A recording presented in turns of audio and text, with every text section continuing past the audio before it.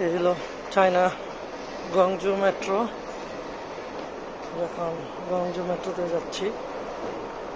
একটা metro station থেকে একটা বিমানবন্দরের মতন অবস্থা আর কি।